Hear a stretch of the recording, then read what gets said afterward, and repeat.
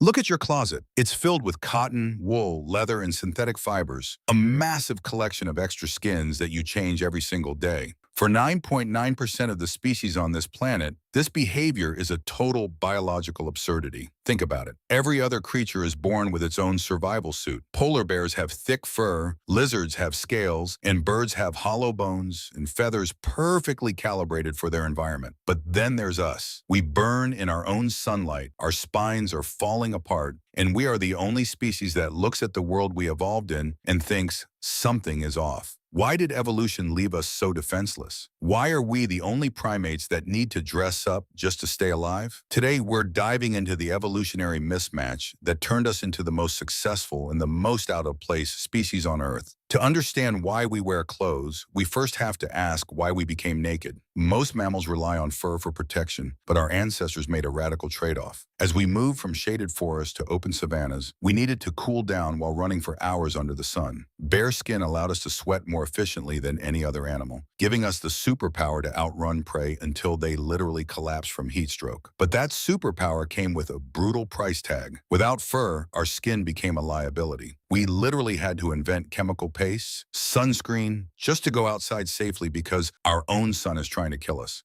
And the problem got even worse when the sun went down. For nearly 300,000 years, every one of your ancestors spent half their lives in near total darkness. Before fire, moving at night meant becoming food for leopards, hyenas, or wolves that could see perfectly in the dark. You were either still and hidden or you were dead. The invention of fire changed the human blueprint forever. A campfire created a circle of safety about 30 feet wide. Inside that circle, you were safe. Outside of it, you died. But fire did more than just provide heat. It added 2 to 4 usable hours to the human day. During the day, our ancestors' conversations were practical: work, logistics, and survival. But at night around the fire, the talk changed. This is where 81% of conversations became stories, myths, and legends. The campfire was the original classroom and theater. It's where we learned to imagine things that don't exist yet. It's where we became us. But even with fire, we were still biologically fragile. We were essentially walking prototypes that never got a final update. Our spines are horizontal bridges forced to stand upright, causing chronic pain for 80% of our species. Our babies' heads are so large they barely fit through the birth canal, making human birth the most dangerous in the animal kingdom. We weren't adapting to the Earth, we were bypassing it.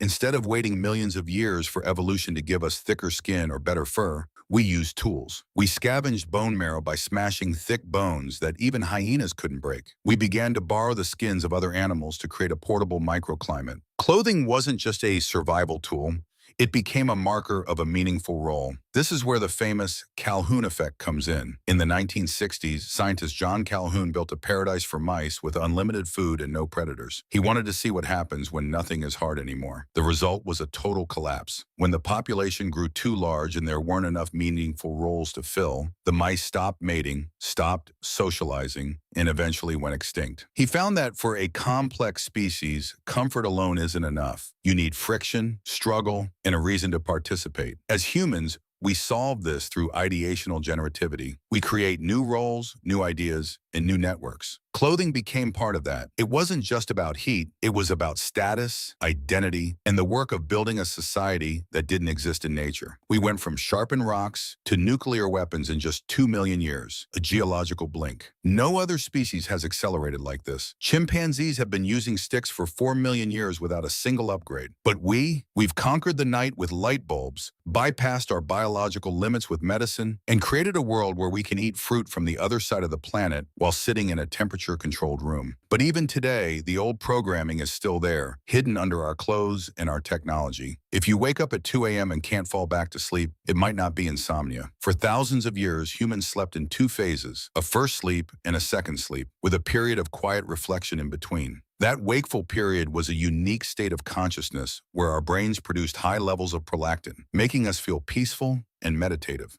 We traded that ancient rhythm for a light switch. We are a species of paradoxes. We are the only animals that know we are going to die, yet we build civilizations to cope with that terror. We are the only creatures that don't recognize ourselves in a mirror until we develop a sense of self around 18 months of age. We even destroy our own early memories, infantile amnesia, because our brains are so busy growing and wiring new circuits that they literally tear down the old walls. So why do we wear clothes? Because we are the strangest thing this planet has ever produced. We are an invasive species that doesn't know the rules of the ecosystem because we've been busy making our own. We wear clothes because we are biologically naked but intellectually armored. Every time you put on a jacket or a pair of shoes, you are confirming a 2 million-year-old declaration of independence from nature. We aren't just animals trying to survive. We are a species that refuses to be limited by its own blueprint. The real question isn't why we wear clothes, but where we are going next. As John Calhoun suggested, as our physical space contracts, our only way forward is to expand into the conceptual space, to keep creating new reasons to be here. Don't let your paradise become a cage. Keep asking the uncomfortable questions. Because if we are just guests on this planet, we've been trying to find our way home for a very long time, and we might just be getting close. What do you think is the strangest part of being human? Let's talk about it in the comments. Subscribe for more deep dives into the human blueprint.